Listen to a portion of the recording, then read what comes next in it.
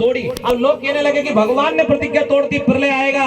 पर किसी ज्ञानी आदमी ने कहा दादा ये भी तो देख कि भगवान ने प्रतिज्ञा क्यों तोड़ी, क्या कारण था। प्रबल प्रेम के पाले पढ़कर प्रभु को नियम बदलते देखा।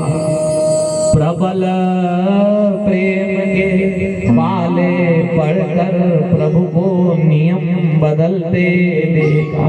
अपना मान भले टल जाए पर भक्त का मान न टलते देखो। भक्त की प्रतिज्ञा के लिए भगवान ने अपनी प्रतिज्ञा तोड़ दी, मान नीचे रख दिया। प्रसन्नता, युद्ध प्रारंभ हुआ, युद्ध चल रहा है। अब देखो जब गंगा पुत्र भीष्म पीछे नहीं हट रहे हैं तो अर्जुन ने जाकर के कन्हैया से की बाबा कई युक्ति निकालो, ये तो ईज यदि छाती तानी ने बैठे तो अपन जीता ना कैसे। तो भगवान श्री कृष्ण ने कहा अर्जुन एक काम करे नहीं, तू जाकर तेरे पितामह से पूछ ले कि तुम कैसे मारोगा, तुम्हारी मृत्यु कैसे होगी। यदि आज की दुनिया में कोई बूढ़ा आदमी बेचारा घाट में पड़ा है नहीं, और बड़ा बीमारी में है, तो वहां जाकर पूछो दाई जी आखिरी गीता जी का 18 अध्याय सुनाई दिया तब नहीं गया, पर जाओगा कहां से। युक्ति हो तो बते दो। तो दादाजी भी जो के दादा हूँ धारे बुरो लगी जो मैं बुरा लग रहा हूँ। अर्जुन के मन में विचार आया, कन्हैया ने कहा इसलिए जाना पड़ेगा। अर्जुन गया। युद्ध भी महाभारत का था साहब, दिन में लड़ते शाम को एक होते, लेकिन हमने तो ऐसी लड़ाई करी साहब, ऐसी लड़ाई करी कि सालों साल हो गया बोलिया गई अपने। हमारी ऐसी लड़ाई भी करो नहीं तो बच्चों की तरह करना, सुबह लड़े शाम को एक हो गए, पर अपन तो आसान लड़िया की 25 साल हुई हमारे गुरुजी बोलिया के। कौन कौन के ये हम नहीं बोलता। हाँ ये अच्छी बात है, मत बोलो। लेकिन वो गए, प्रणाम किया अर्जुन ने, और गंगा पुत्र भीष्म के मुंह से निकल गया विजय भव।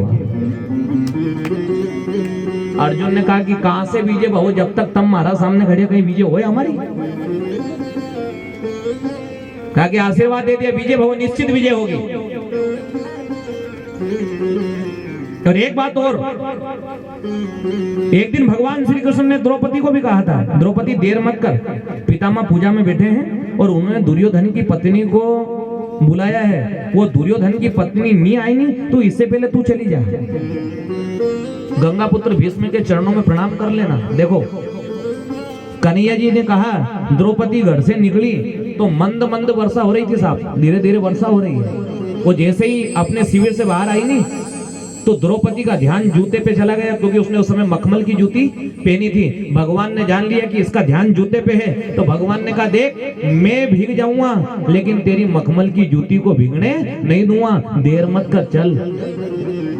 भगवान ने भक्त की जूती को कांख में दबा लिया, गए और द्रौपदी को पहुंचा दिया। द्रौपदी गई, गंगा पुत्र भीष्म पूजा से उठे, इनने प्रणाम किया और आशीर्वाद दिया विजय भव। देखा तो द्रौपदी, अरे द्रौपदी मैंने तो वचन दुर्योधन की पत्नी को दिया था, तू कैसे आई, तू नहीं आ सकती, तुझे लाने वाला कौन है मैं जान गया, तुझे लाने वाला वो गोविंद है। वो कहाँ खड़ा है कि वो तो बाहर खड़े हुए हैं।